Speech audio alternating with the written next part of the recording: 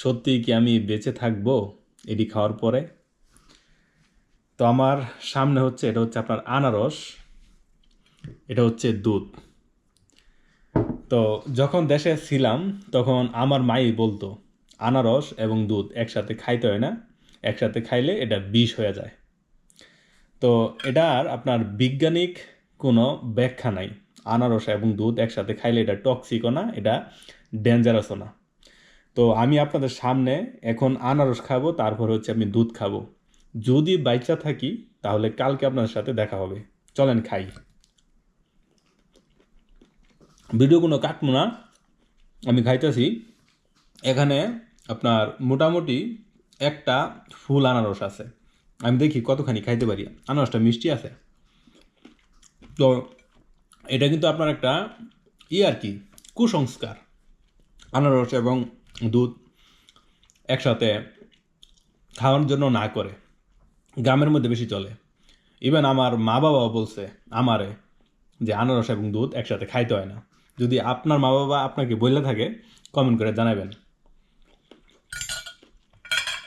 এই পাশেটি আমি টুকরা টুকরা করছি দেখতে এরকম, আর এখানে আমি বড় স্লাইস নিছি দেখতে এরকম। আপনাদের বোঝার স্বার্থে এটাও একটু খাই। আমি আনারস খাইতেছি, তো এই হচ্ছে সেই দুধ, আমি দুধও খাইতেছি।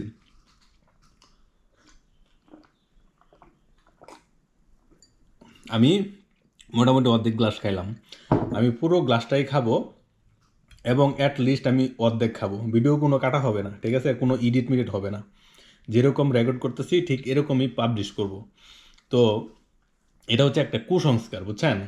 আর আমি যে ভিডিওটা করতেছি আমি কিন্তু কাউকে উদ্বুদ্ধ করতেছি না, কাউকে আমি উৎসাহ দিতেছি না যে আপনি আনারস এবং দুধ একসাথে খান।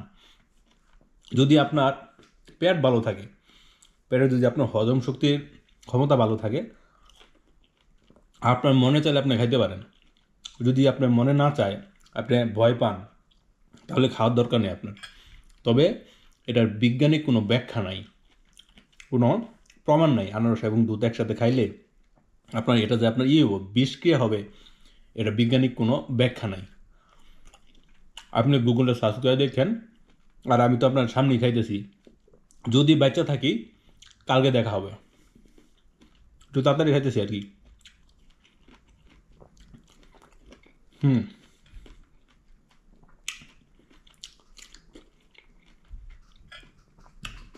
তো মোটামুটি আমি 3 ভাগের 1 ভাগ খাই ফেলাইছি।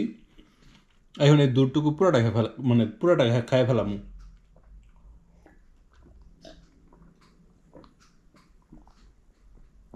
কোনো এডিট করে নাই, পুরো 1 গ্লাস দুধ খাইলাম এবং আমি মোটামুটি 3 ভাগের 1 ভাগ খাইছি, আর একটু খাই।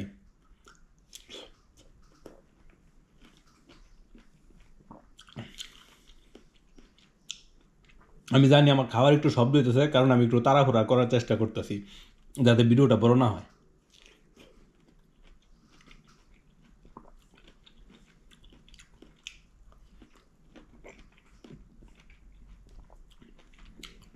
যাই হোক, মোটামুটি ভালোই খাইলাম। তো মোটামুটি আপনার প্লেটটা তো বড়া ছিল।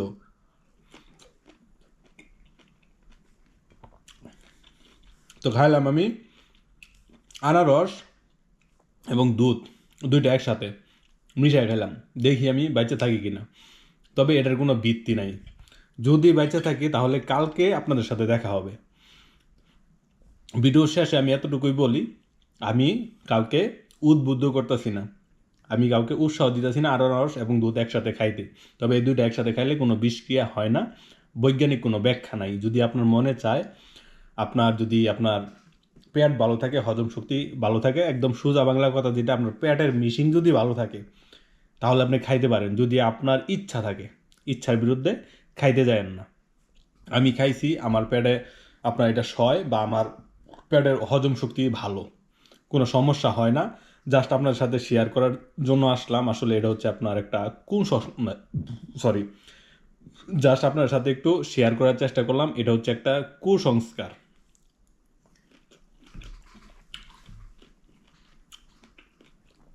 এটা হচ্ছে শেষ 1 পিস। এরপরে আমি আস্তে আস্তে খাবো, যা আপনার সাথে একটু শেয়ার করার চেষ্টা করলাম। আনারসটা মিষ্টি আছে।